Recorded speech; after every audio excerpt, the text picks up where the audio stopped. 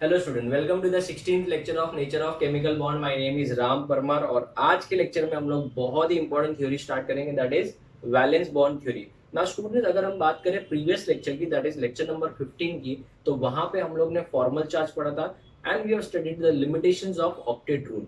Octet rule के अंदर बहुत सारे ड्रॉबैक्स थे, इस वजह से हमको नए थ्योरी की जरूरत पड़ेगी। और ये जो थ्योरी दिया था वो दिया था हिटलर एंड लंडन ने, जिसको आगे एक्सटेंड किया था, वेरीफाई किया था पॉलिंग एंड स्लेटर ने। तो आज के लेक्चर में हम लोग ये थ्योरी डिस्कस करने वाले हैं, but before starting the lecture एक बार प्रीवियस लेक्चर को रिवाइज कर लेते हैं। आप भी मेरे साथ प्रीवियस लेक्चर रिवाइज करिए। हमने जो प्रीवियस लेक्चर स्टार्ट किया था वो स्टार्ट किया था फॉर्मल चार्ज के ऊपर। What is a formal charge बच्चों? किसी भी पॉली एटॉमिक आयन की अगर हम बात करें तो पॉली एटॉमिक आयन में जो चार्ज होता है, जैसे CO3 2 माइनस, क्या वो चार्ज सिंगल एटम का है या पूरे आयन का है? सब पूरे आयन का है। तो सिंगल एटम के ऊपर भी तो कुछ ना कुछ चार्ज होगा, सब सब एटम्स के ऊपर। यस, उसको ही क्या बोला जाता है? Formal charge. और फॉर्मल चार्ज को निकालने का फॉर्मूला हमने पढ़ा था, it is a number of किसी भी एटम के ऊपर, number of valence electron of that atom minus number of bonds made by that atom minus number of dash lone pair, नहीं, number of lone pair electrons. ये हमने देखा था, बहुत सारे एटम्स के ऊपर हम लोग ने फॉर्मल चार्ज निकालना सीखा था। और कुछ जनरल स्टेटमेंट बनाए थे हमने कि ऑक्सीजन, जब से ज्यादा हमको ऑक्सीजन की जरूरत पड़ेगी, ऑक्सीजन अगर सिंगल बॉन्ड बना रहा है तो -1 आएगा उसके ऊपर, डबल बॉन्ड 2 बॉन्ड बना रहा है तो कोई चार्ज नहीं आएगा। ये हमने डिटेल में डिस्कस किया था। Then we went to what students? Limitations of octet rule. अगर हम बात करें लिमिटेशंस ऑफ ऑक्टेट रूल की, तो सबसे पहला लिमिटेशन था, it fails to explain hypovalent compounds. What is the meaning of hypovalent compound? ऐसे कंपाउंड जिनके अंदर सेंट्रल एटम का ऑक्टेट कंप्लीट नहीं है। अगर ऑक्टेट कंप्लीट नहीं है तो डेफिनेटली ऐसे कंपाउंड्स को हम लोग बोलेंगे इनकम्प्लीट ऑक्टेट या हाइपोवैलेंट कंपाउंड्स। ना स्टूडेंट्स, इसके हिसाब से ये वाले कंपाउंड स्टेबल नहीं होने चाहिए, एग्जिस्ट नहीं करने चाहिए, बट ये कंपाउंड एग्जिस्ट करते हैं, जिसको ये एक्सप्लेन नहीं कर पाया। कौन? Octet rule. सेकंड था हाइपरवैलेंट सुपर ऑक्टेट या एक्सपांडेड ऑक्टेट, जिसमें सेंट्रल एटम के पास में 8 से ज्यादा इलेक्ट्रॉन होंगे, जैसे IF7 था, PCl5 था, SF6 था। ये सब कंपाउंड मैंने डिस्कस किए थे। थर्ड था मॉलिक्यूल के shapes, geometry and bond angles के बारे में कोई इंफॉर्मेशन ही नहीं दिया। फोर्थ पॉइंट था बच्चों, वो ऑड इलेक्ट्रॉन स्पीशीज को एक्सप्लेन नहीं कर पाया। फिफ्थ था जेनॉन है, उसके बहुत सारे कंपाउंड नोन है, उसके बारे में भी कोई बात नहीं कर पाया। और मल्टी सेंटर्ड सिस्टम्स के बारे में कुछ इंफॉर्मेशन नहीं दे पाया। तो स्टूडेंट, इतने सारे ड्रॉबैक्स की वजह से हमको पढ़ना पड़ता है next theory, that is valence bond theory. Now before starting today's lecture, let us solve that DPB that was given at the end of lecture number 15। so lecture number 15 के एंड में आपको एक PDF दिया गया है ना, उसको हम लोग सबसे पहले सॉल्व कर लेते हैं। आप लोग ओपन करिए, लेक्चर 15 NOCB लिखा है। Question number 1, in polyatomic ion the charge on each atom is known as formal charge. सुनते ही देखते ही बेटा हम लोग क्लियर हो गए कि इसको फॉर्मल चार्ज बोलेंगे। Which of the following is not hypovalent? कौन हाइपोवैलेंट नहीं है? हाइपोवैलेंट मतलब जिसके आउटरमोस्ट शेल में 8 इलेक्ट्रॉन है कि नहीं है? नहीं है, मतलब नॉट हाइपोवैलेंट बोला, मतलब जिसके आउटरमोस्ट शेल में 8 इलेक्ट्रॉन है, राइट। इसने नॉट हाइपोवैलेंट बोला, मतलब हाइपोवैलेंट नहीं है। हाइपोवैलेंट कौन है यहाँ पे? AlF3 नहीं है। क्यों नहीं है बच्चों? क्योंकि ये तो बेटा AlF3 आयनिक है और it breaks up into Al+3 and F-, जबकि AlCl3, AlBr3, AlI3 ये सब कोवैलेंट है। अगर कुछ नहीं बोला तो कोवैलेंट ही मान के चलेंगे, तो इनके तो आउटरमोस्ट शेल में 8 इलेक्ट्रॉन नहीं है, तो ये हाइपोवैलेंट है। उन्होंने क्या बोला? Not hypovalent. तो आंसर कौन सा आ जाएगा? Option A. Hydrous AlCl3 is, hydrous AlCl3 मतलब dissolved in water, it is ionic compound. मैंने लिखा था, यही क्वेश्चन है।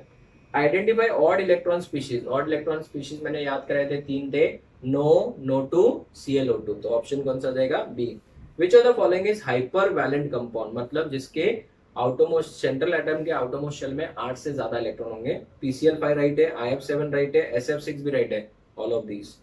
Octet rule can not be applied to multi centred system. Option कौन सा? D. Calculate the formal charge on each in the following.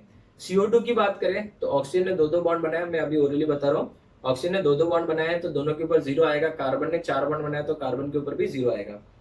अगर मैं बात करूं CH3+ की, तो हाइड्रोजन ने तो बेटा सिंगल सिंगल बॉन्ड बनाया तो सबके ऊपर 0-0 आएगा। बट कार्बन की बात करें तो वैलेंस शेल में 4 इलेक्ट्रॉन होते हैं, सो 4 माइनस बॉन्ड मेड गिनो 3, 3 बॉन्ड्स बनाए उसने, सो 4 माइनस 3 माइनस कुछ इलेक्ट्रॉन दिख रहा है उसके ऊपर, क्वेश्चन में नहीं दिख रहा है, 0, सो 4 माइनस 3 प्लस 1, तो आंसर आएगा +1। कार्बन के ऊपर फॉर्मल चार्ज +1।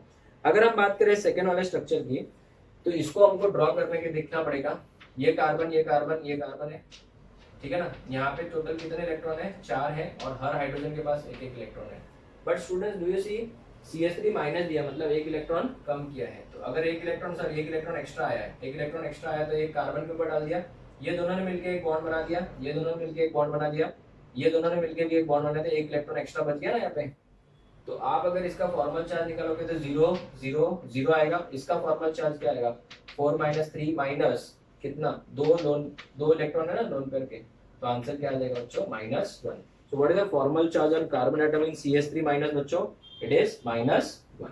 ठीक है, ओके। तो ये पीडीएफ मैंने आपको लेक्चर नंबर 15 के एंड में दिया था, और ये हम लोग ने यहाँ पे सॉल्व कर लिया। अभी हम बात करेंगे बच्चों ऑक्टेट रूल के लिमिटेशंस के बाद नेक्स्ट कंसेप्ट की, that is valence bond theory.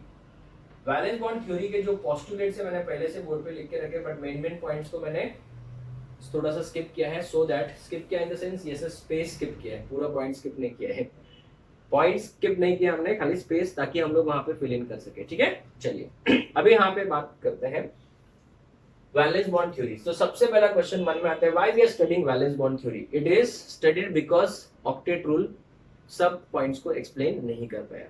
तो वैलेंस बॉन्ड थ्योरी में भी बहुत सारे ड्रॉबैक्स आएंगे बाद में, वो हम लोग बाद में पढ़ेंगे, पहले एटलीस्ट उसका वेलकम तो करें। This theory was given by Mr. Hitler in London, and it was further verified or extended by whom? Pauling and Slater।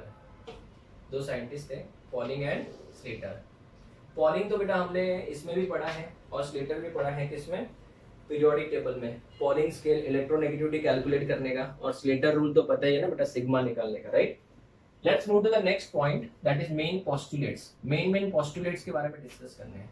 किसकी? VBT, वैलेंस बॉन्ड थ्योरी के मेन पोस्टुलेट्स क्या है। अगर आप लोग को ये थ्योरी अच्छे से समझना है तो आप मेरा लेक्चर नंबर 1 के नोट्स ओपन करिए, ठीक है, वीडियो पॉज करके लेक्चर नंबर 1 के नोट्स ओपन करिए, जिसमें मैंने आपको पोटेंशियल एनर्जी का डायग्राम सिखाया था H2 मॉलिक्यूल के लिए। पोटेंशियल एनर्जी का डायग्राम सिखाया था किसके लिए? H2 मॉलिक्यूल के लिए। वो नोट्स ओपन कर सकते हो आप। सबसे पहला पॉइंट, कभी भी जब कोवैलेंट बॉन्ड बनता है तो एटॉमिक ऑर्बिटल को एक दूसरे के पास आना पड़ेगा और ओवरलैपिंग स्टार्ट करना पड़ेगा। तो जब तक ओवरलैपिंग स्टार्ट नहीं होगी बॉन्ड बनेगा नहीं। और ओवरलैपिंग भी किसके बीच में होगी? जो एटॉमिक ऑर्बिटल्स हाफ फिल्ड होने चाहिए, दोनों में एक एक इलेक्ट्रॉन होना चाहिए, और ऑपोजिट स्पिन होना चाहिए। आई रिपीट, क्या होना चाहिए? Opposite spin. याद है lecture number 1? So half filled भी होना चाहिए, दोनों के पास एक एक इलेक्ट्रॉन होना चाहिए, और ऑपोजिट स्पिन भी होना चाहिए। तो first 2 points very clear. For a covalent bonds to form, atoms should come close to each other so that their atomic orbital, I'll repeat, so that their atomic orbital starts overlapping. This is very important statement. Their atomic orbital starts overlapping. और atomic orbital सिर्फ वही overlap हो सकते हैं जो half filled होंगे।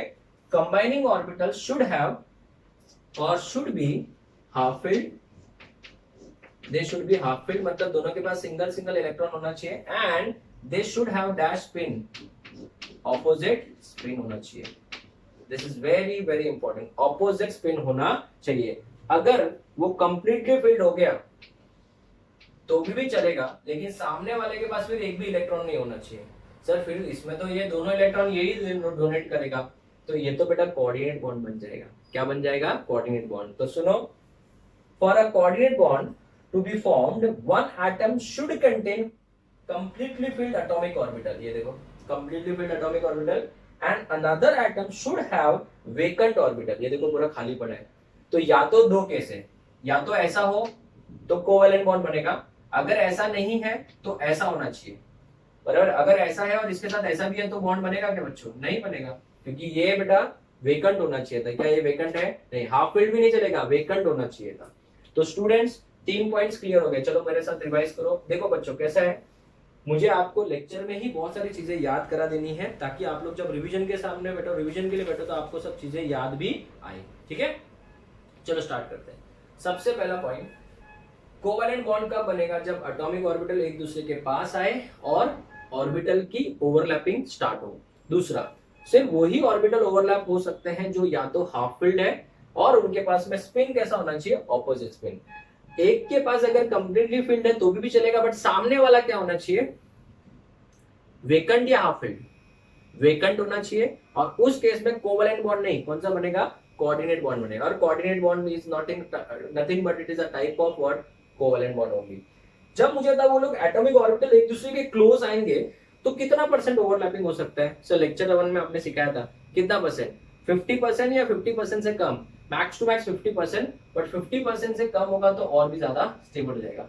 So atomic extent of overlapping should be less than 50%, otherwise repulsion start हो जाएगा। किसके किसके बीच में, न्यूक्लियस और न्यूक्लियस के बीच में। सो अदरवाइज इंटर न्यूक्लियर और inter molecular repulsion will be large and repulsion ज्यादा हो जाएगा तो स्टेबिलिटी क्या हो जाएगी, स्टेबिलिटी क्या हो जाएगी बच्चों, कम हो जाएगी। सो डिक्रीजेस द डैश स्टेबिलिटी। ठीक है, तो मुझे था 10% ओवरलैपिंग हुआ, 20% ओवरलैपिंग हुआ, मुझे था बेटा कौन सा वाला ओवरलैपिंग सबसे ज्यादा स्ट्रांग होगा।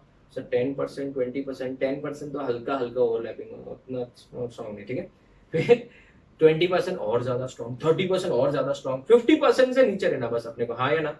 जितना ज्यादा ओवरलैपिंग होगा, एक्सटेंट ऑफ ओवरलैपिंग, कितना ओवरलैपिंग हुआ उतना ज्यादा बॉन्ड का क्या हो जाएगा बेटा, स्ट्रेंथ बढ़ जाएगा।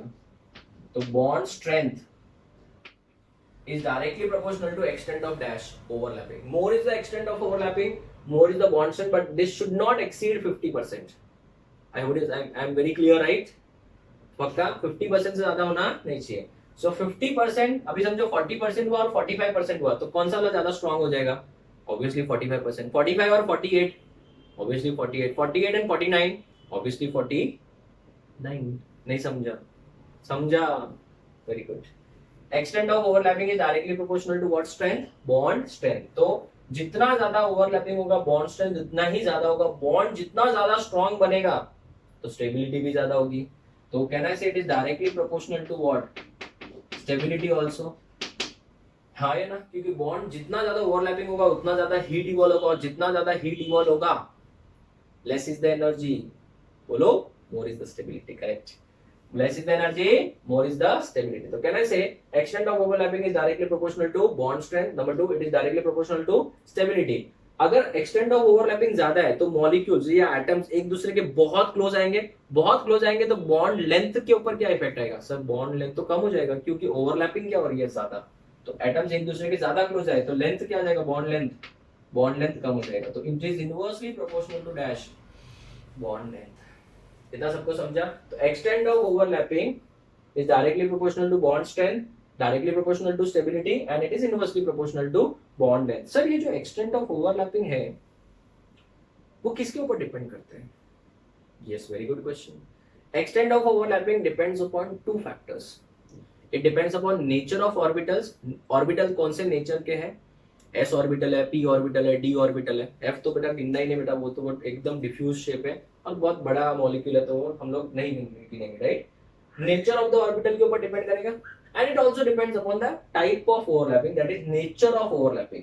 सर नेचर ऑफ ओवरलैपिंग मतलब एक्सियल ओवरलैपिंग हो रहा है कि लैटरल ओवरलैपिंग। अब ये एक्सियल और लैटरल बच्चों to be very clear from my side, मैं नेक्स्ट बोर्ड के ऊपर एक्सियल एंड लैटरल ओवरलैपिंग बहुत डिटेल में सिखाने वाला हूँ, so don't worry about this. But अभी एक पॉइंट है इसके लिए मैं थोड़ा हल्का सा एक्सप्लेनेशन दे रहा हूँ।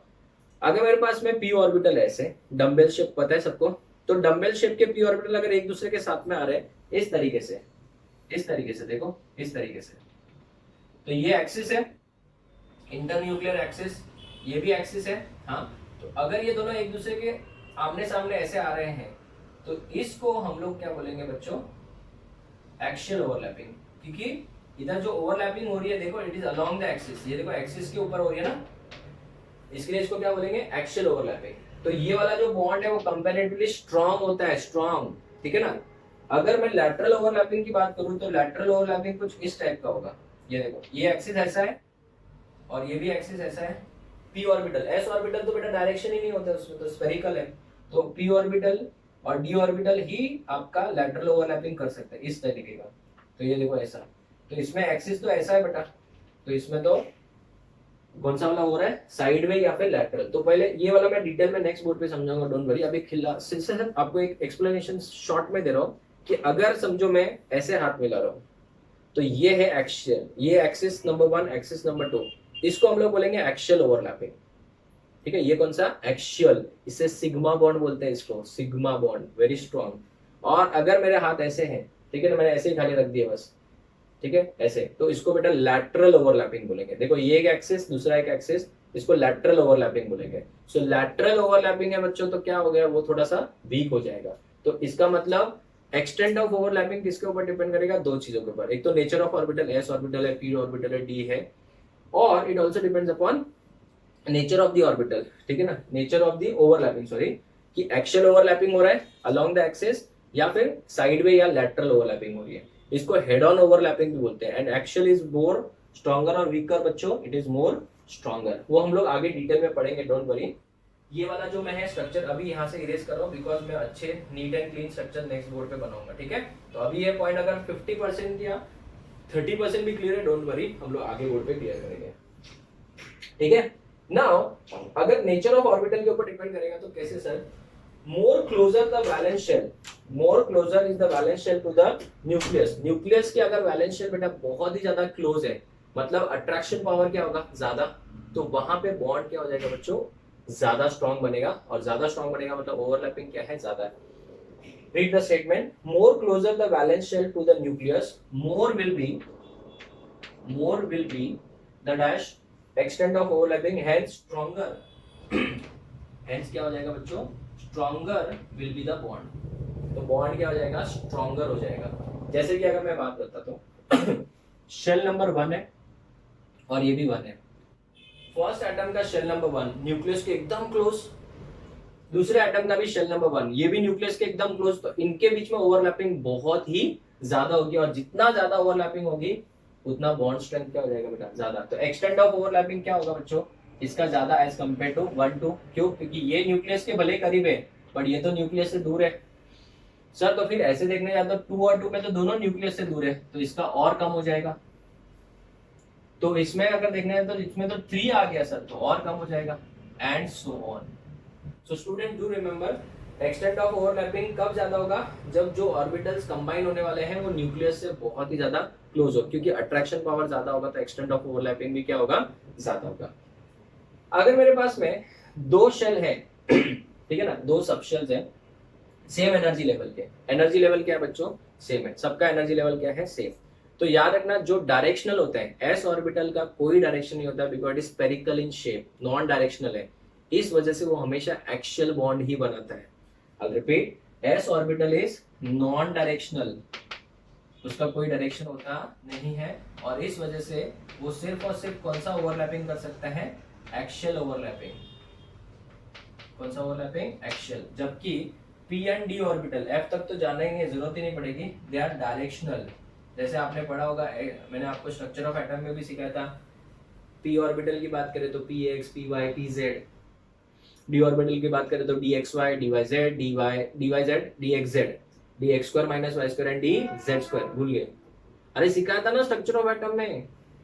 सो p and d orbitals are dash directional in nature and therefore they can form axial as well as lateral overlapping। ठीक है ना, तो स्टूडेंट्स एक्सटेंट ऑफ ओवरलैपिंग ज्यादा कब होगी, जब डायरेक्शनल होगा, नॉन डायरेक्शनल है तो बेटा उसमें एक्सटेंट ऑफ ओवरलैपिंग क्या हो जाएगी, कम। तो आप मुझे तब जहां जहां एस आ जाता है वहां पे एक्सटेंट ऑफ ओवरलैपिंग क्या हो जाएगी, कम। तो स्टूडेंट्स एक्सटेंट ऑफ ओवरलैपिंग ज्यादा कब होती है, जब बॉन्ड में क्या होता है, डायरेक्शनल कैरेक्टरिस्टिक आता है। तो डायरेक्शनल में तो बेटा पीपी होगा, तो इसका एक्सटेंट ऑफ ओवरलैपिंग सबसे ज्यादा। इन दोनों में की अगर बात करें तो इसमें तो दोनों के दोनों नॉन डायरेक्शनल, इसमें एटलीस्ट एक तो डायरेक्शनल है, तो इसका एक्सटेंट ऑफ ओवरलैपिंग क्या हो जाएगी, ज्यादा हो जाएगी। तो स्टूडेंट्स डू रिमेंबर, 2 टाइप का ओवरलैपिंग होता है, axial lateral, axial lateral, right. तो लैटरल वाला जो होता है वो वीक होता है और एक्सियल वाला जो होता है स्ट्रॉन्ग होता है। So axial overlapping is stronger than dash overlapping lateral. तो अगर मेरे पास, मुझे बताओ, जहां पे भी आपको क्या दिख जाए बच्चों, एस दिख जाए, तो वो तो बेटा हमको सिर्फ और सिर्फ क्या दिखाएगा, एक्सियल ही दिखाएगा। तो ये है भी एक्सियल और ये भी एक्सियल। जहां पे भी डायरेक्शनल बॉन्ड होंगे, डायरेक्शनल ऑर्बिटल्स, तो उसमें बेटा एक्सियल भी हो सकता है और लैटरल भी हो सकता है। तो मुझे एक बात बताओ, इन तीनों में से सबसे ज्यादा स्ट्रॉन्ग कौन सा होगा? सर ऑब्वियसली अभी तो आपने सीखा था पीपी, फिर एसपी और फिर एसएस, और ये तो लैटरल है, ये तो बेटा सबसे क्या होगा, वीक होगा। तो कहना है वर्ड अभी क्या आने लगा बच्चों, डायरेक्शनल प्रॉपर्टीज। तो अगर डायरेक्शनल प्रॉपर्टीज आने लगा तो इसका मतलब covalent bonds, repeat, covalent bonds are directional in nature. तो इससे ये प्रूव हो गया कि अगर ऑर्बिटल्स जब ओवरलैप होते हैं उनके अंदर डायरेक्शन है, तो डेफिनेटली जो बॉन्ड बनेंगे उनके अंदर भी क्या होगा, डायरेक्शन होगा। ना स्टूडेंट्स, मैं एक्सियल और लैटरल ओवरलैपिंग नेक्स्ट बोर्ड पे बहुत डिटेल में समझाने वाला हूँ, ठीक है। तो एक बार हम लोग वापस से रिवाइज करें, पूरा इरेज करने से पहले। Valence bond theory was given by Heitler and London. चलो मेरे साथ रिवाइज करो। Valence bond theory was given by Heitler and London. It was further verified और extended by Pauling and Slater, ठीक है। भूल जाओ तो याद करें, पीरियोडिक टेबल में याद किया था। कोवैलेंट बॉन्ड बनने के लिए सबसे पहले क्या होना है, एटम्स एक दूसरे के पास आने चाहिए, ओवरलैपिंग होना चाहिए, लेकिन ओवरलैपिंग में भी कंडीशन है, हाफ फील्ड होने चाहिए और ऑपोजिट स्पिन होना चाहिए। सेम स्पिन होगा तो फिर पोटेंशियल एनर्जी सिस्टम का बढ़ते जाएगा। तीसरी बात, अगर एक ही एटम के पास पूरा वैलेंस शेल भरा हुआ है चलेगा, लेकिन फिर वो सामने वाले के पास क्या होना चाहिए, वेकेंट ऑर्बिटल होना चाहिए। नेक्स्ट, एक्सटेंट ऑफ ओवरलैपिंग 50% से कम होना चाहिए, बिकॉज उसके बाद रिपल्शन स्टार्ट हो जाएगा। एक्सटेंट ऑफ ओवरलैपिंग बढ़ेगा तो बॉन्ड स्ट्रेंथ बढ़ेगा, अगर बॉन्ड स्ट्रेंथ बढ़ेगा तो स्टेबिलिटी बढ़ेगा, बॉन्ड लेंथ क्या हो जाएगा, कम हो जाएगा। Extent of overlapping depends on two things, it depends upon nature of the orbital and also depends upon nature of overlapping. Nature of overlapping दो टाइप होता है, एक्सियल एंड लैटरल। एक्सियल मतलब along the axis, internuclear axis, and lateral मतलब axis उसमें involve नहीं होगा। क्यों week होता है वो भी हम लोग पढ़ेंगे। जो एक्सियल बॉन्ड होता है वो जनरली स्ट्रॉन्गर होता है एज कंपेयर टू लैटरल, ठीक है। More closer is the valence shell to the nucleus, more will be the overlapping and more stronger will be the bond. तो 1 और 1 के बीच में ज्यादा स्ट्रॉन्ग, 1 2 के मुकाबले, 2 और 2 में ज्यादा स्ट्रॉन्ग, 2 और 3 के मुकाबले, और 1 2 में और 2 2 में ज्यादा स्ट्रॉन्ग कौन सा जाएगा, 1 2, ठीक है। अगर सेम शेल है, ये देखो सेम एनर्जी लेवल, मतलब n का वैल्यू क्या बच्चों, सेम है। इसमें आप ये मत बोलना कि सर ये 1s तो ज्यादा स्ट्रॉन्ग होगा। हाँ, मैंने क्या बोला, यहाँ पे n सेम होना चाहिए। तो 1p तो होता ही नहीं है बेटा, दैट इज परमिसिबल और not permissible, non permissible.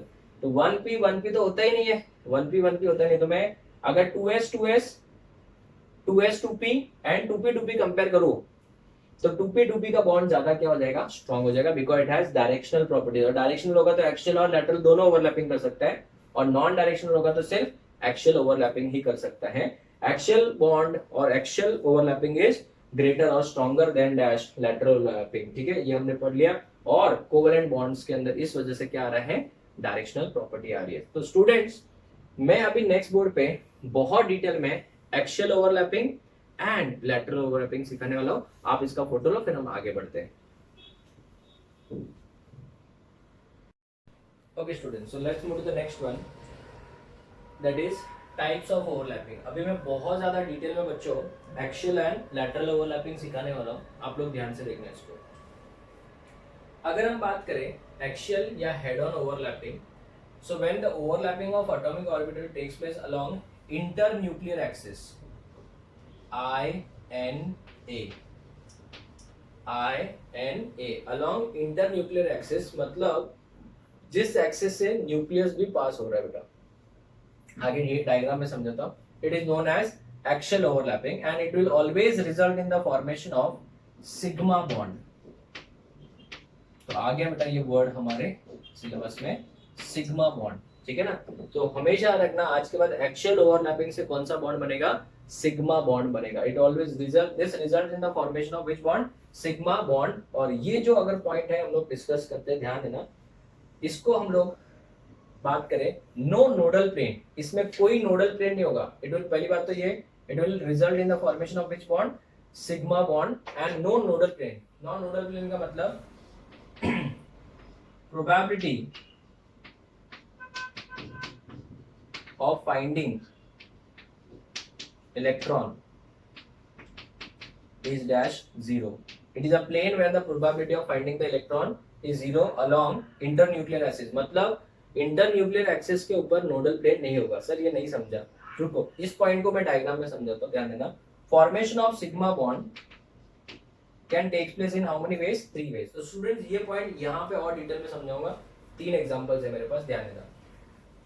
Axial overlapping और head on overlapping result in the formation of which bond, sigma bond, and it is of 3 types. और ये 3 टाइप का ओवरलैपिंग से हो सकता है। सबसे पहले होता है एस एस ओवरलैपिंग। कौन सा ओवरलैपिंग बच्चों? S S overlapping. ना एस एस ओवरलैपिंग मतलब फर्स्ट एटम का एस ऑर्बिटल और सेकेंड एटम का भी क्या होगा बच्चों? एस ऑर्बिटल होगा, राइट। अगर मैं बात करूं इस वाले बॉन्ड के बारे में, देखो ये फर्स्ट एटम है, बराबर है। S orbital is dash in shape, it is spherical in shape, तो इसका कोई डायरेक्शन होता है क्या? नहीं होता है। तो अगर मैं बॉन्ड बोलूं ये वाला बॉन्ड इलेक्ट्रॉन है बच्चों, ठीक है ना, और एक दूसरा एटम है इस तरीके से, तो ये भी कौन सा ऑर्बिटल है? एस ऑर्बिटल है। इसके पास भी एक इलेक्ट्रॉन होगा इस तरीके से। अगर ये एक दूसरे के क्लोज आ रहे हैं तो ओवरलैपिंग होगा। यस, तो बच्चों जैसे ही ओवरलैपिंग होगा हम लोग वही उसी को एक्सिस मान लेंगे। फिर तो ये एक्स एक्सिस हो जाएगा, फिर ये वाई एक्सिस हो जाएगा, और ये जो बाहर आने वाला है वो जेड एक्सिस हो जाएगा। तो मुझे तो ओवरलैपिंग अलोंग द एक्सिस ही हो रही है।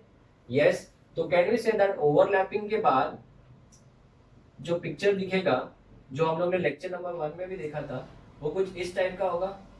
50% से कम ओवरलैपिंग हो जाएगी कि नहीं हो जाएगी? This is the nucleus of first atom, this is the nucleus of second atom से फॉर एग्जांपल, और ये 50% से कम ओवरलैपिंग हो गई। तो आप मुझे बताओ इस ओवरलैपिंग में कौन सा ऑर्बिटल इन्वॉल्व था? एस ऑर्बिटल, और ये दूसरा वाला भी एस ऑर्बिटल। इस वजह से इसको बेटा हम लोग क्या बोलेंगे? S S overlapping. कौन सा ओवरलैपिंग बोलेंगे? एस एस ओवरलैपिंग, ठीक है। एंड ये वाला जो बॉन्ड बना है, आप अगर ध्यान से देखोगे तो ये इंटरन्यूक्लियर एक्सिस है। तो आप बता इंटरन्यूक्लियर एक्सिस पे ओवरलैपिंग से जो बॉन्ड बना उसको कौन सा बॉन्ड बोलेंगे? Sigma bond. ना लिसन टू मी केयरफुली, इस एक्सिस के ऊपर अगर मैं इस एक्सिस को ऐसे देखूं, इस एक्सिस को ऐसे देखूं, तो क्या उसमें इलेक्ट्रॉन दिख रहे हैं मुझे? यस। अगर इलेक्ट्रॉन दिख रहे हैं तो what is the probability of finding the electron? Maximum. So what is the probability of not finding the electron? Minimum. Probability of finding the electron, probability of finding the electron is 0। क्यों? क्योंकि nodal plane, node का मतलब होता है, node is a region. Listen to me, जिनको नहीं पता structure of atom में लिख लेना, node is a region where the probability of finding the electron is 0। तो क्या मुझे था इंटरन्यूक्लियर एक्सिस के ऊपर नोडल प्लेन है क्या? नहीं। अगर मैं ऐसा कोई प्लेन बनाऊं तो एक्सिस के ऊपर ऐसे, तो बच्चों वहां पे तो प्रोबेबिलिटी ऑफ फाइंडिंग इलेक्ट्रॉन 0 है ही नहीं। तो इसका मतलब इसके अंदर नोडल प्लेन है या नहीं है? नहीं है। सो नोडल प्लेन का मतलब probability of finding the electron is 0। क्या इंटरन्यूक्लियर एक्सिस के ऊपर इलेक्ट्रॉन दिख रहे हैं? हाँ। So probability of finding electron 0 है क्या? नहीं। तो इसका मतलब इसके अंदर नोडल प्लेन नहीं होगा, इसमें नोडल प्लेन नहीं होगा। So this is the first one overlapping, that is S S overlapping. So बच्चों ये कौन से टाइप का ओवरलैपिंग हुआ? एस ऑर्बिटल आया तो समझ जाना it is always dash overlapping, axial overlapping. दूसरा ओवरलैपिंग है बच्चों S P overlapping, S P overlapping, ठीक है। अभी मुझे एक बात बताओ बच्चों, जो ये दो लोग ओवरलैप हो रहे थे, ये दो लोग ओवरलैप हो रहे थे, आपको लगता है बच्चों इसका सरफेस है ना स्फेरिकल है? यस। तो अगर सरफेस स्फेरिकल है तो बेटा एरिया जो अवेलेबल है ओवरलैपिंग का वो कम है कि ज्यादा है? ओवरलैपिंग का जो एरिया होगा वो बच्चों क्या हो जाएगा? ज्यादा। तो स्टूडेंट एकदम सिंपल है, अगर मैं मेरा हाथ, ठीक है ना, अगर मेरा हाथ में इस हाथ के ऊपर ऐसे रखूं तो बेटा अंदर एक दूसरे के जाने के चांसेस बहुत कम है। सिंपल फिजिक्स अप्लाई करो, less is the area more is the pressure, more is the area less is the pressure. तो कहने से बेटा यहाँ पे एरिया ज्यादा है तो इसका भी एरिया ज्यादा है, तो कहने से बेटा ओवरलैपिंग फिर कंपैरेटिवली क्या हो जाएगी? एक्सटेंट ऑफ ओवरलैपिंग कम हो जाएगी। लेकिन अगर मैं बात करूं एस ऑर्बिटल की विद पी ऑर्बिटल इस तरीके का, तो कहने से इसमें बच्चों क्या हो गया? ये देखो पॉइंटेड है, ये ज्यादा पॉइंटेड है, तो पॉइंटेड है तो बेटा इसमें ओवरलैपिंग क्या हो जाएगी? ज्यादा हो जाएगी कि कम हो जाएगी? ज्यादा। तो extent of overlapping S S में कम क्यों होती है? मैंने आपको प्रीवियस बोर्ड पे बताया था, उसका रीजन ये था बिकॉज इसका एरिया क्या था? ज्यादा। More is the area less is the overlapping, less is the pressure less is the overlapping. तो अगर ये एस ऑर्बिटल है तो ये कौन सा ऑर्बिटल है बच्चों? पी ऑर्बिटल है। अगर मैं इनकी बात करूं तो ये एक इंटरन्यूक्लियर एक्सिस हो गया, यस, इंटरन्यूक्लियर एक्सिस, और ये इसका इंटरन्यूक्लियर एक्सिस। तो अलोंग द इंटरन्यूक्लियर एक्सिस होगा। एस ऑर्बिटल में तो इंटरन्यूक्लियर एक्सिस हमेशा ऐसे ही मानेंगे अपन। तो अगर अलोंग द इंटरन्यूक्लियर एक्सिस हो रहा है तो बताओ कैसे बनेगा डायग्राम में? ये एस ऑर्बिटल है और ये पी ऑर्बिटल इसके साथ देखो ज्यादा ओवरलैप कर पाएगा। क्यों? क्योंकि ये पॉइंटेड है। पॉइंटेड मतलब लेस एरिया या more area? less area, less is the area, more is the pressure, so more will be the overlapping. आप मुझे बताइए ये भी बेटा कौन सा बॉन्ड है, सिग्मा बॉन्ड है. Where is the internuclear axis, ये इंटरन्यूक्लियर एक्सिस है. क्या इसके ऊपर इलेक्ट्रॉन फाइंड आउट करने की प्रोबेबिलिटी जीरो है? नहीं. तो कहने से इसमें नोडल प्लेन होगा कि नहीं होगा? नोडल प्लेन नहीं है. तो कहने से बेटा इसको कौन सा ओवरलैपिंग बोलेंगे? sp overlapping. This overlapping will be called as sp overlapping and again it is along the axis, therefore it is axial overlapping. और इससे कौन सा बॉन्ड बनेगा? सिग्मा बॉन्ड बनेगा. I'll repeat, कौन सा बॉन्ड बनेगा? Sigma. Now the third type of overlapping is pp overlapping. pp overlapping. Now pp overlapping जो होगा ये हमारे लिए बहुत ज्यादा इंपॉर्टेंट है बिकॉज इसमें दो केस हो सकते हैं, एक्सियल भी हो सकता है और लैटरल भी हो सकता है. अभी हम लोग तो यहाँ पे सिर्फ एक्सियल पढ़ रहे हैं, इसके लिए एक्सियल वाला डायग्राम बनाएंगे. इमेजिन करो बच्चों, ये वाला मेरा फर्स्ट p ऑर्बिटल है इस तरीके से. ये कौन सा है? फर्स्ट p ऑर्बिटल है और इसके अंदर एक इलेक्ट्रॉन है ऐसा. ठीक है. अभी ये है इसका क्या? Internuclear axis. ये देखो न्यूक्लियस है ये और एक्सिस पास हो रहा है न्यूक्लियस से. ये न्यूक्लियस है, इंटरन्यूक्लियर एक्सिस. ये न्यूक्लियस था, इंटरन्यूक्लियर एक्सिस. ये p ऑर्बिटल नंबर 1 है और मेरे पास में समझो ये p ऑर्बिटल नंबर क्या है? 2 है. क्लियर. तो ये भी इसका क्या है बच्चों? इंटरन्यूक्लियर एक्सिस है. करेक्ट. तो इसके पास में समझो unpaired electron with, that is half filled है, unpaired electron with opposite spin हुआ. तो आप मुझे बताओ ये भी इंटरन्यूक्लियर एक्सिस, ये भी इंटरन्यूक्लियर एक्सिस. ठीक है ना. तो इंटरन्यूक्लियर एक्सिस के ऊपर जब ये लोग एक दूसरे के क्लोज आएंगे तो इसका भी सरफेस एरिया कम, इसका भी सरफेस एरिया कम. तो ओवरलैपिंग क्या होगी बच्चों? ज्यादा होगी कि कम? ज्यादा ओवरलैपिंग हो जाएगी. तो ज्यादा जब ओवरलैपिंग होगी तो कहना से यहां से लोब का साइज थोड़ा सा कम हो जाएगा. क्यों? क्योंकि ओवरलैपिंग ज्यादा हो रही है तो इलेक्ट्रॉन डेंसिटी यहां से शिफ्ट हो जाएगी. अगर मैं बात करूं इस साइड में भी तो यहाँ पे भी ओवरलैपिंग क्या होगी? ज्यादा हो जाएगी. तो ये वाला जो साइड होगा वो थोड़ा सा क्या हो जाएगा? छोटा हो जाएगा. क्यों? क्योंकि इलेक्ट्रॉन डेंसिटी पूरा इधर शिफ्ट हो रहा है. तो कहने से बच्चों ये वाला जो बॉन्ड बना ये भी एक्सियल ओवरलैपिंग से बना है. तो अगर ये एक्सियल ओवरलैपिंग से ही बना है तो कहना से बच्चों यहाँ पे ये वाला सिग्मा बॉन्ड बनेगा कि पाई बॉन्ड बनेगा? सिग्मा बॉन्ड बनेगा. और सिग्मा बॉन्ड बनेगा बच्चों, ये वाला ओवरलैपिंग कौन सा था? पीपी ओवरलैपिंग था. इसको हम लोग कौन सा ओवरलैपिंग बोलेंगे? PP overlapping. तो स्टूडेंट जब भी पी ऑर्बिटल होगा तो आप जो सेकेंड वाला लोब है इसको थोड़ा सा कंपैरेटिवली क्या बना सकते हो? छोटा बना सकते हो.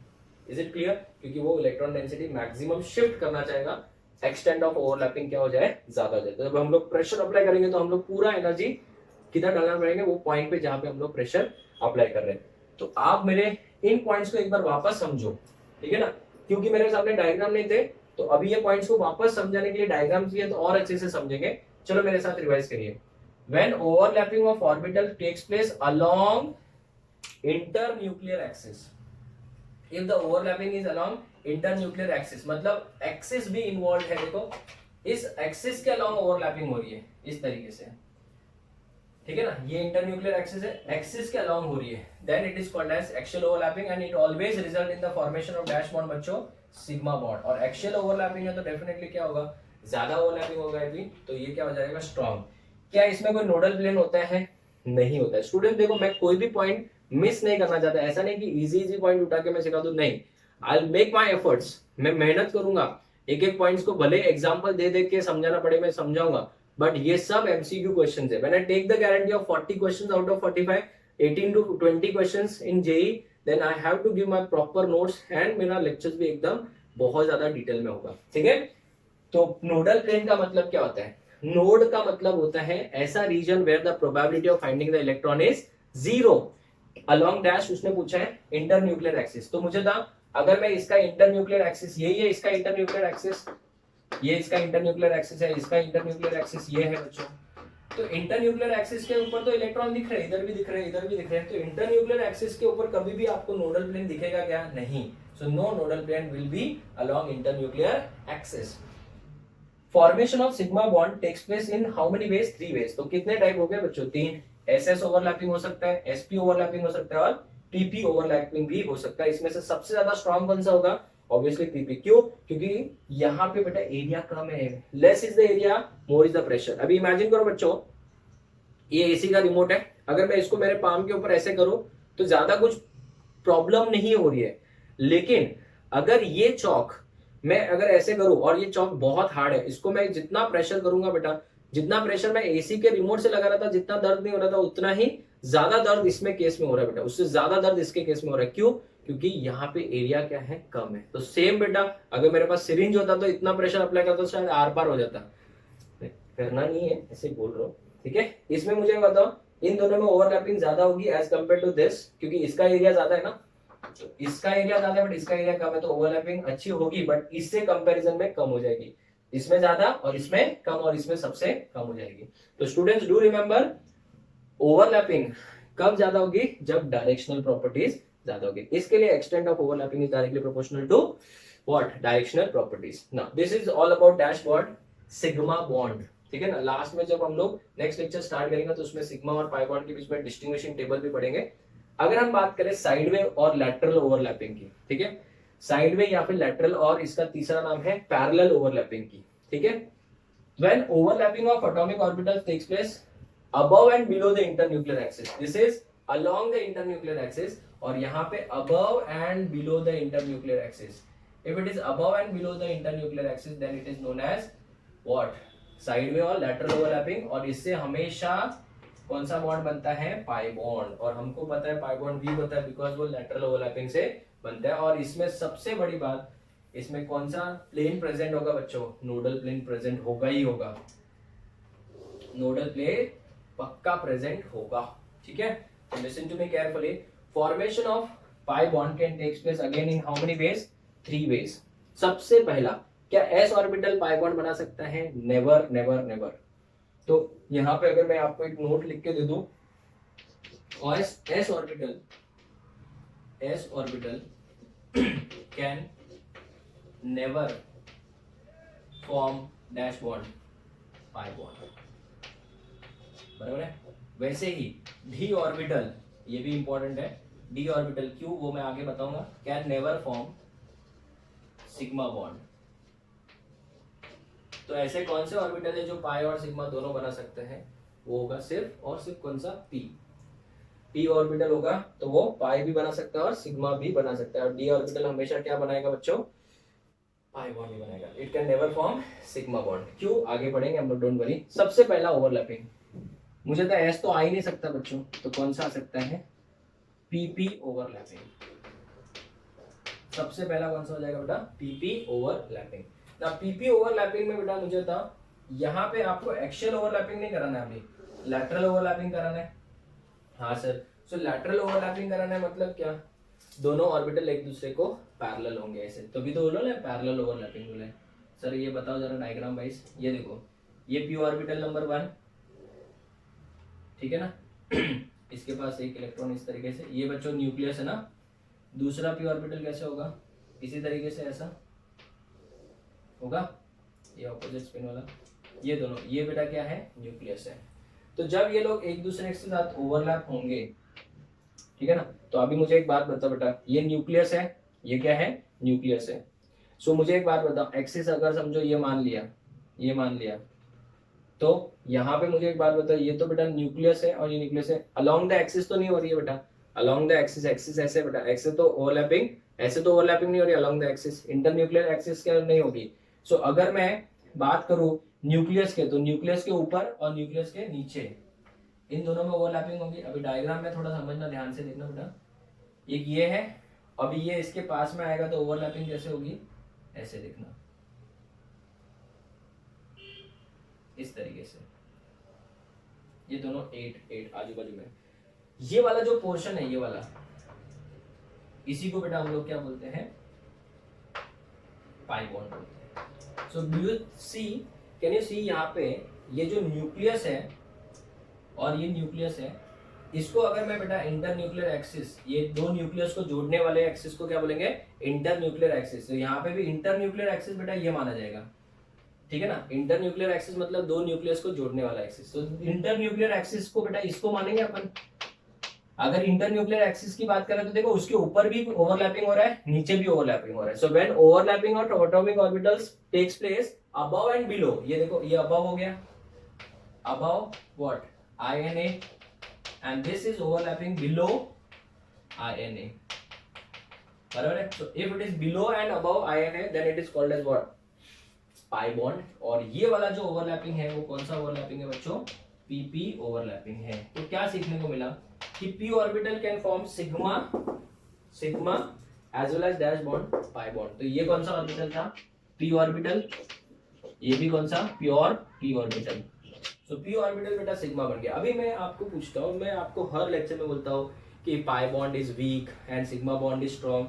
Again I say pi bond is weak and sigma bond is strong. ऐसा क्यों होता है सर? इसका रीजन एकदम सिंपल है बच्चों, एकदम सिंपल. ध्यान से देखोगे तो आपको यहाँ पे समझेगा. मैं आपको वही बोल रहा हूँ, कंसेप्ट मेरे लेक्चर में क्लियर करो. अच्छा ये न्यूक्लियस है, हाँ. ये न्यूक्लियस है, हाँ. आप बताइए इसका न्यूक्लियस किधर है? इधर है. इसका न्यूक्लियस इधर है. अच्छे से ध्यान देना बच्चों. आप मुझे ये न्यूक्लियस, क्या ये न्यूक्लियस को डायरेक्ट फेस कर रहा है? सर नहीं. आपको लगता है बीच में इलेक्ट्रॉन आ गए, तो बीच में इलेक्ट्रॉन आ गए तो बेटा तो स्टेबल हो गया. तो क्या न्यूक्लियस और न्यूक्लियस में रिपल्शन है? नहीं. तो ये बॉन्ड स्ट्रॉन्ग है. जबकि अगर आप यहां पे देखोगे तो ये न्यूक्लियस और ये न्यूक्लियस के बीच में कुछ नहीं है. कुछ है? नहीं है. तो यहाँ पे बच्चों क्या हो गया? न्यूक्लियस और न्यूक्लियस में क्या है? रिपल्शन है कि अट्रैक्शन है? रिपल्शन है. और रिपल्शन है तो बेटा ये बॉन्ड क्या हो जाएगा? वीक या स्ट्रॉन्ग? वीक हो जाएगा. क्यों? क्योंकि अगर ये दोनों के बीच में रिपल्शन है तो ये दोनों एक दूसरे से दूर जाना चाहेंगे, और दूर जाना चाहेंगे. थोड़ा भी एनर्जी दिया पाई बॉन्ड टूट जाएगा. नहीं समझा? इस वजह से याद रखना pi bond is easy to break as compare to sigma. Sigma bond को ब्रेक करना थोड़ा डिफिकल्ट है. क्यों? क्योंकि यहाँ पे अट्रैक्शन ज्यादा है. ये देखो, ये न्यूक्लियस इन इलेक्ट्रॉन्स को अट्रैक्ट करेगा, ये न्यूक्लियस इनको अट्रैक्ट करेगा, सेम वे ये न्यूक्लियस इनको अट्रैक्ट करेगा, इधर अट्रैक्ट करेगा. क्या न्यूक्लियस और न्यूक्लियस एक दूसरे को सामने सामने फेस कर पा रहे? नहीं. बीच में इलेक्ट्रॉन्स की दीवार है और वो दोनों अपने आप अपने तरफ इलेक्ट्रॉन को अट्रैक्ट करते हैं. बट अगर आप अपन इसको देखें तो यहाँ पे तो न्यूक्लियस को बेटा एकदम सामने सामने बिठा दिया आपने, तो इससे तो बेटा स्टेबिलिटी क्या हो जाएगी? कम हो जाएगी. इस वजह से पाई बॉन्ड इज वीक और स्ट्रॉन्ग. It is weak. अगर मैं आपको पूछूं कि इस इंटरन्यूक्लियर एक्सिस के अलोंग, ये पेपर लेते हैं. चलो ये पेपर दिख रहा है, ये प्लेन है बच्चों. यस. अगर मैं इस इंटरन्यूक्लियर एक्सिस के ऊपर ऐसा प्लेन में पेपर रख दूं, दिख रहा है? दिख रहा है, हाँ सर. तो ये जो प्लेन है, ये प्लेन किसके ऊपर है? इंटरन्यूक्लियर एक्सिस पे ना. तो इसके ऊपर अगर अपन ऐसा पेपर रखे तो क्या इलेक्ट्रॉन दिख रहे हैं? इलेक्ट्रॉन ऊपर है और इसके नीचे है ना. क्या इसके ऊपर इलेक्ट्रॉन है? नहीं. तो इसमें नोडल प्लेन है. ये देखो, नोडल प्लेन इज प्रेजेंट. नहीं समझा? अगर यही प्लेन तुम लोगों को कुछ समझ में आता है क्या? पक्का ना? ये इंटरन्यूक्लियर एक्सिस है. अगर मैं इसको ऐसे रखूं तो, हाँ ऐसे रखूंगा तो बेटा इस प्लेन के ऊपर ही इलेक्ट्रॉन दिख रहे हैं. देखो, तो इसका मतलब इसमें नोडल प्लेन है क्या? ऐसा कोई प्लेन है जिसमें इलेक्ट्रॉन नहीं होंगे? नहीं. तो इसका मतलब नो नोडल प्लेन. लेकिन अगर मैं इस प्लेन को इंटरन्यूक्लियर एक्सिस पे रख दूं ऐसे, तो इसके ऊपर इलेक्ट्रॉन है और इसके नीचे इलेक्ट्रॉन है. क्या इसके ऊपर इलेक्ट्रॉन आ रहे हैं? नहीं. इसका मतलब ऐसा एक प्लेन है जिसके ऊपर इलेक्ट्रॉन नहीं होंगे. हाँ, उसके अबव एंड बिलो हो सकते हैं, उस पे नहीं होंगे. तो इसका मतलब इसमें नोडल प्लेन है. ये देखो, ये नोडल प्लेन है बच्चों. कौन सा प्लेन है? नोडल प्लेन है. और इसको अगर आप थोड़ा सा और डिटेल में जानना चाहो तो ध्यान देना, इस प्लेन को हम लोग क्या बोलेंगे? Nodal plane. इस तरीके से इसको आप क्या बोलोगे? Nodal plane. ठीक है. अगर ये p ऑर्बिटल px होगा, समझो ये भी px ये भी px, समझो अगर ये दोनों क्या है? px है तो जो नोडल प्लेन होगा वो yz हो जाएगा. तो ये x और x है, समझो x और x ऐसे जुड़ रहे, समझो p ऑर्बिटल मतलब पाई बॉन्ड बना रहे x और x. तो x और x तो बेटा ये x है, तो y और z क्या हो जाएगा? Nodal plane. अगर आपका p ऑर्बिटल py है तो नोडल प्लेन हो जाएगा xz. ध्यान देना, जो इधर है उसको छोड़ के बाकी प्लेन बनाने के लिए बेटा तो अपने को ऐसे चाहिए ना, दो एक्सिस चाहिए ना. और अगर हमारा pz अगर पाई बॉन्ड बनाना है तो नोडल प्लेन हो जाएगा बच्चों xy. एमसीक्यूज में पूछा जाता है. तो अगर px अगर पाई बॉन्ड बनाना है तो नोडल प्लेन कौन से एक्सिस पे होगा? yz. अगर py अगर पाई बॉन्ड बनाना है तो नोडल प्लेन क्या होगा? xz. और अगर pz पाई बॉन्ड बनाना है तो नोडल प्लेन किस पे होगा? xy पे. ठीक है. This is the first type of, ये pp ओवरलैपिंग हुआ है. अभी पीडी ओवरलैपिंग भी होगा, डीडी ओवरलैपिंग भी होगा, ठीक है। तो इसने कौन सा बॉन्ड बनाया, पाई बॉन्ड बनाया। पीडी ओवरलैपिंग और डीडी ओवरलैपिंग हम लोग नेक्स्ट बोर्ड पे देखते हैं, आप इसका फोटो ले लो। Okay students, let's move to the second, PD overlapping. PD overlapping, right, मतलब P orbital and D orbital होगा ना। अगर हम बात करें पी ऑर्बिटल की, तो से फॉर एग्जांपल ये हमारा पी ऑर्बिटल है। आप लोग और अच्छे से neat and clean diagram banana. P orbital है ये वाला, और मेरे पास में, ठीक है, यहाँ पे बच्चों डी ऑर्बिटल। डी ऑर्बिटल सबको पता है डबल डम्बल शेप का होता है, समझो। मैंने ये डी ऑर्बिटल लिया, क्लियर है? ठीक है, तो ये न्यूक्लियस और ये न्यूक्लियस, तो ये इंटर न्यूक्लियर एक्सिस हो गया। जब ये लोग ओवरलैप होंगे तो यहाँ पे ये पी ऑर्बिटल का ये लोब इसके साथ ओवरलैप होगा और इसका ये लोब इसके साथ ओवरलैप होगा। तो पिक्चर कैसे दिखेगा देखते जरा। इसका जो डायग्राम आएगा वो कैसा आएगा, ये इंटर न्यूक्लियर एक्सिस, इस तरीके का ओवरलैपिंग हो रहा है बच्चों। तो ये तो थोड़ा सा टेढ़ा हो रहा है, इतना अच्छे से नहीं हो पाएगा। तो इस वजह से पीपी से वीक हो जाएगा पीडी। आप समझे मेरी बात को, पीपी से वीक हो जाएगा बच्चों क्या, पीडी। तो ये देखो, यहाँ पे भी इलेक्ट्रॉन होंगे और यहाँ पे भी इलेक्ट्रॉन होंगे। सो इंटर न्यूक्लियर एक्सिस के ऊपर ओवरलैपिंग हो रहा है और नीचे ओवरलैपिंग हो रहा है। तो मुझे बताओ इसका कौन सा ऑर्बिटल है बच्चों, पी ऑर्बिटल, और इसका कौन सा ऑर्बिटल है, डी ऑर्बिटल। दोनों मिलके क्या बना रहे हैं, पाई बॉन्ड बना रहे हैं कि सिग्मा बॉन्ड बना रहे हैं, पाई। तो इसके लिए हम लोग इसको बोलेंगे बेटा पी पाई डी पाई, पी पाई डी पाई। क्या बोला इसको, पी पाई डी पाई। सर वो प्रीवियस वाला जो आपने बनाया था वो क्या था, आप लोग वहां पे लिख लेना बच्चों। जो ये वाला टाइप का बनाया था हमने, ये भी पी ऑर्बिटल ये भी पी ऑर्बिटल, दोनों ने मिलकर पाई बॉन्ड बनाया।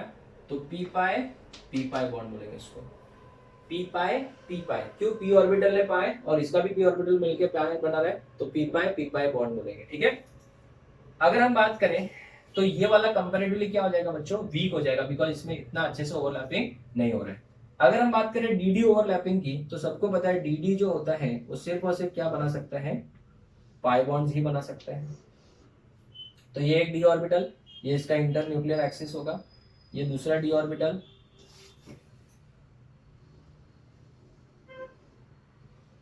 ठीक है, इस तरीके से, बराबर है। इसके पास unpaired electron with opposite spin. तो ये इंटर न्यूक्लियर एक्सिस जब ओवरलैप होंगे तब इसका जो डायग्राम आएगा वो कुछ इस टाइप का आएगा। ये वाला डी ऑर्बिटल इसके साथ ओवरलैप होगा,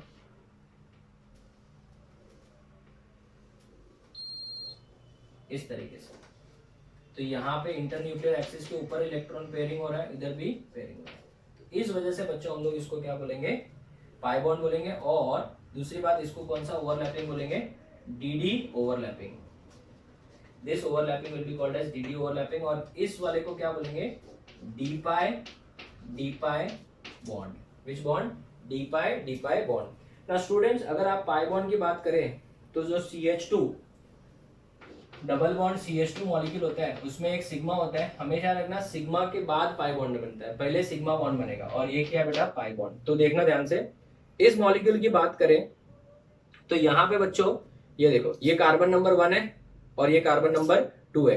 तो ये दोनों इस तरीके से ओवरलैप हो रहे हैं अलोंग द एक्सिस। ये देखो दिस, ये देखो आप पॉइंट पोर्शन देख सकते हो, ये जैसे ओवरलैप होगा तो इसका मतलब ये वाला कौन सा बॉन्ड बना, ये व्हाइट वाला बॉन्ड जो होगा बच्चों, कौन सा बॉन्ड होगा, मैंने बहुत बार ऑर्गेनिक में भी सिखाया है। ये कौन सा बॉन्ड हो गया, सिग्मा बॉन्ड।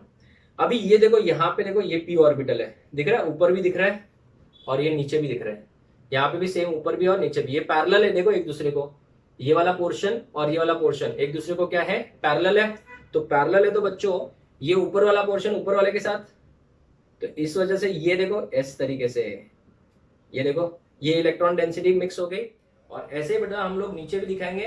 तो आप लोग के मन में जो हमेशा डाउट रहता था, सर पाई बॉन्ड आप यहाँ पे 2 बनाते हो कि एक, मैं आपको हमेशा बताता हूँ ये दोनों मिला के एक पाई बॉन्ड है। ये देखो, ये दोनों मिला के, ऊपर का भी और नीचे का भी मिला के एक पाई बॉन्ड है। तो ये देखो, ये है सेंटर और ऊपर भी इलेक्ट्रॉन डेंसिटी दिख रहा है और नीचे भी इलेक्ट्रॉन डेंसिटी दिख रहा है, and it is a weak bond. और पाई सिग्मा बॉन्ड जो होता है वो क्या होता है बच्चों, स्ट्रॉन्ग होता है। और ये क्या होता है, वीक होता है। ठीक है, सो आप बताओ इंटर न्यूक्लियर एक्सिस के ऊपर भी इलेक्ट्रॉन डेंसिटी, नीचे भी। अगर मैं ऐसा प्लेन कर दूं तो इसमें तो इलेक्ट्रॉन मिल नहीं रहा है, ऊपर मिल रहा है और नीचे मिल रहा है। ऐसे प्लेन में तो इलेक्ट्रॉन मिलेंगे क्या? नहीं मिलेंगे। तो याद रखना बच्चों, सिग्मा बॉन्ड और पाई बॉन्ड में बहुत ही फर्क होता है। अगर मैं आपको पूछूं स्टेबिलिटी ऑर्डर, स्टेबिलिटी ऑर्डर क्या होगा पाई बॉन्ड का? स्टेबिलिटी ऑर्डर, तो सबसे ज्यादा स्ट्रॉन्ग बॉन्ड कौन सा होगा? P pi.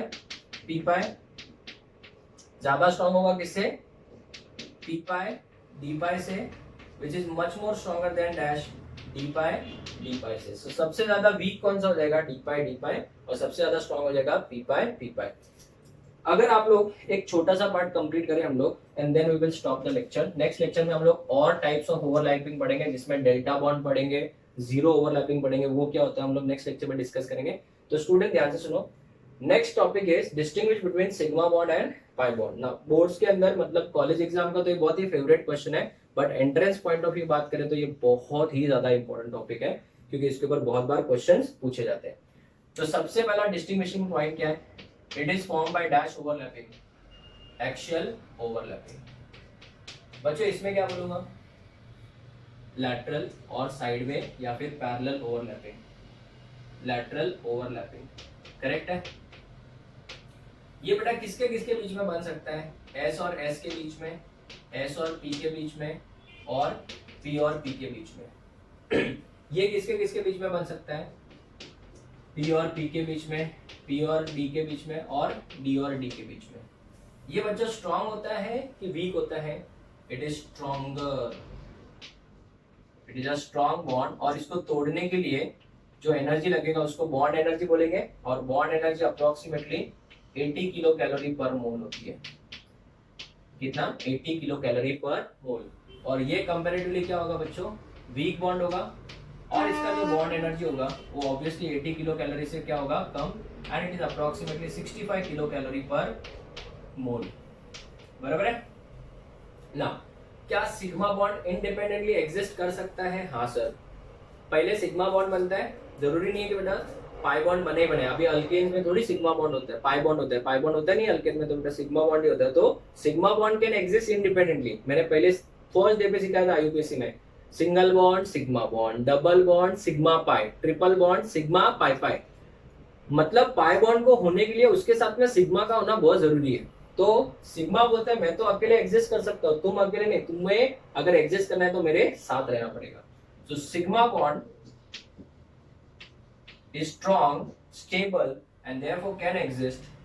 Sigma bond can exist independently. It can exist independently. बराबर है? It cannot exist, or it exists along, exist only along with which bond बच्चों? Pi bond. It can exist along only with what? Pi bond. Is it clear? Next. अगर हम बात करें तो क्या sigma bond जो है, जैसे ये सिग्मा बॉन्ड है बच्चों, सिंगल बॉन्ड है, क्या इसको घुमाया जा सकता है? हाँ, तो इसमें फ्री रोटेशन अलाउड है। क्या पाई बॉन्ड को घुमाया जा सकता है ऐसे? मैंने आपको पता ऑर्गेनिक में बहुत बार सिखाया था, इसको घुमाया नहीं जा सकता। तो यहाँ पे बेटा फ्री रोटेशन इज अलाउड और नॉट अलाउड? Is allowed. बराबर है? Rotation around the atoms is allowed. यहाँ पे rotation of bond is not allowed, ठीक है ना? यहाँ पे rotation of the bond allowed है क्या? नहीं है। ठीक है, और अगर हम लोग पॉइंट बहुत बात करें बच्चों, तो यहाँ पे इलेक्ट्रॉन क्लाउड, इसमें नोडल प्लेन होगा क्या इंटर न्यूक्लियर एक्सिस पे? नहीं। So no nodal plane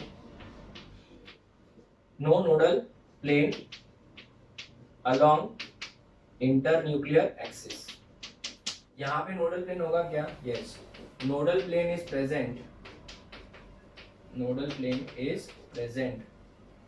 along inter nuclear axis.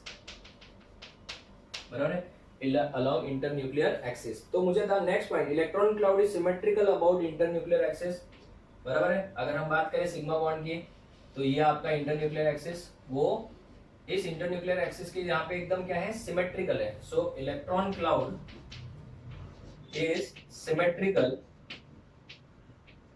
Electron cloud is symmetrical about internuclear axis, about internuclear axis. यहाँ पे इलेक्ट्रॉन क्लाउड कहाँ होगा? Above and below the internuclear axis. Electron cloud is present above and below internuclear axis. Internuclear axis के ऊपर भी होगा और नीचे भी होगा। इसमें नोडल प्लेन नहीं होगा, उसमें नोडल प्लेन होगा।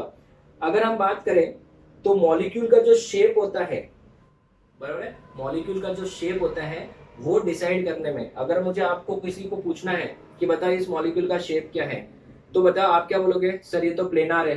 कैसे प्लेनार? इसमें ये पाई बॉन्ड का क्या लेना देना है? पाई बॉन्ड तो बेटा सिर्फ खाली इलेक्ट्रॉन है। आपको बॉन्ड्स का देखना है बेटा, ये लोकेशन ऑफ एटम्स। तो ये देखो एकदम प्लेन है, तो it is a planar molecule. तो कहना है बेटा सिग्मा बॉन्ड से मॉलिक्यूल का शेप डिसाइड होता है। Pi bond will not participate in any determination of shape of the molecule. तो कहने से sigma bond shape of the molecule is determined by shape of molecule is decided by dash bond sigma bond, ठीक है ना।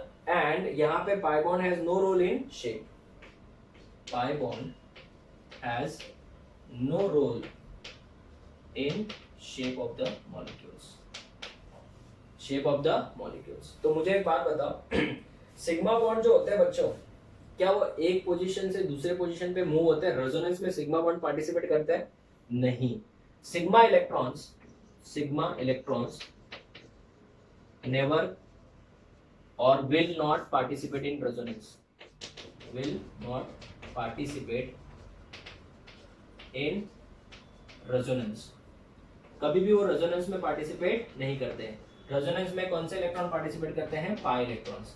Pi electrons participate in resonance.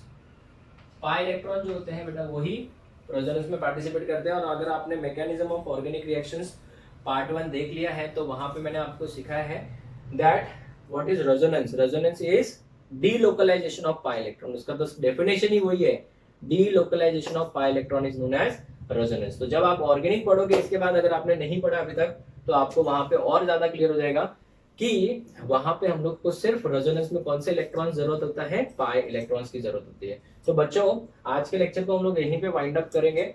अभी भी हमारे 2 type of overlapping बाकी है। एक होता है डेल्टा बॉन्ड, और डेल्टा बॉन्ड जब भी आपने कभी सुना नहीं होगा because it is a very very weak and it is rarely observed, ठीक है ना, which is not there in the syllabus. Even JEE advance, again I am saying JEE advance में भी हमको डेल्टा बॉन्ड नहीं पढ़ना है, बट फिर भी मैं आपको एक इंट्रोडक्शन देके रखूंगा। फिर हमको, क्योंकि वो सिर्फ हार्डली 5 से 7 मिनट का होगा, फिर हम लोग को पढ़ना है जीरो ओवरलैपिंग। कि जीरो ओवरलैपिंग क्या होता है वो भी हम लोग डिस्कस करेंगे बच्चों। तो आज के लेक्चर में हमने क्या क्या पढ़ा एक बार वापस रिवाइज करते हैं।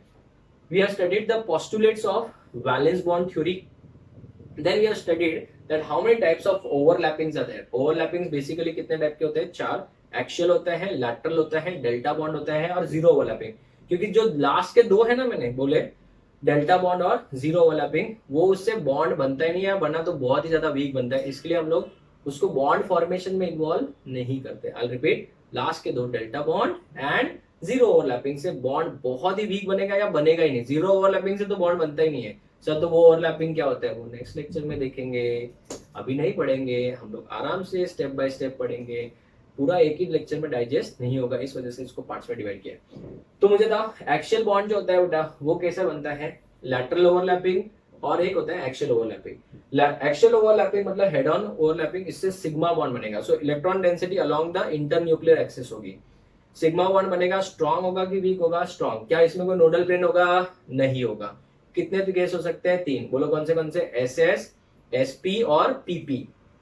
क्या delta D orbital sigma bond बना सकता है? नहीं। एस ऑर्बिटल कौन सा बॉन्ड नहीं बना सकता? Pi bond. ये सब एमसीक्यू क्वेश्चंस है। आप मुझे बताओ, इसके बाद हमने पढ़ा था लैटरल ओवरलैपिंग। लैटरल ओवरलैपिंग में क्या होता है बच्चों? साइडवे ओवरलैपिंग होती है। अगर P orbital of first atom and P orbital of second atom, electron cloud ऊपर भी होगा इंटरन्यूक्लियर एक्सिस के और नीचे भी होगा, इसमें नोडल प्लेन होगा।